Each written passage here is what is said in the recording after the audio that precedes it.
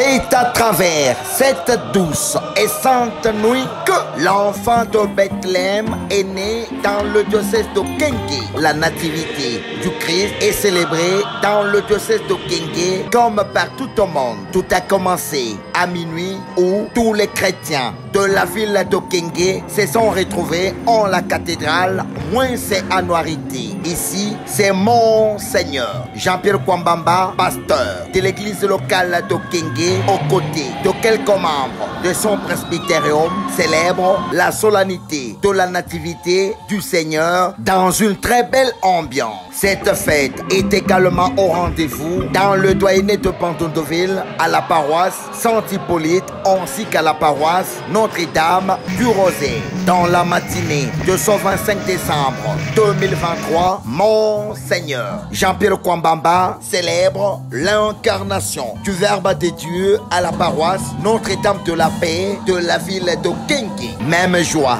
de l'enfant Emmanuel à la chapelle Saint-Joseph Notre-Dame du Rosaire de Bandon-de-Ville ainsi qu'à la paroisse Saint-Hippolyte où dans toutes ces paroisses l'on baptise près de 100 nouveaux chrétiens. Dans son homélie, le père évêque Jean-Pierre Kwambamba Massi revient sur la lumière qu'apporte l'enfant de Bethléem qui doit apporter un nouveau départ à la RDC tout en interpellant ceux qui pourront être élus à combattre les antivaleurs, le tribalisme, les népotismes et la délinquance juvénile, et que l'incarnation du Christ nous porte à reconnaître Dieu dans toutes les situations où nous les croyons absents, comme le dit aussi l'abbé Nkoy, vicaire dominical de la paroisse Saint-Hippolyte de Bandon-de-Ville.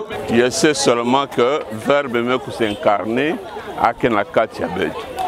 Donc bon, ce Kenakati Abed, mon tuyon serait mérité respect. Mon tuyon serait mérité sanctification. Notez que la particularité de cette solennité de la nativité du Seigneur dans le diocèse de Kenké est la modernisation de l'église Notre-Dame du Rosaire de Bandon-de-Ville grâce aux efforts propres des chrétiens de cette paroisse qui a pour patron Notre-Dame du Rosaire.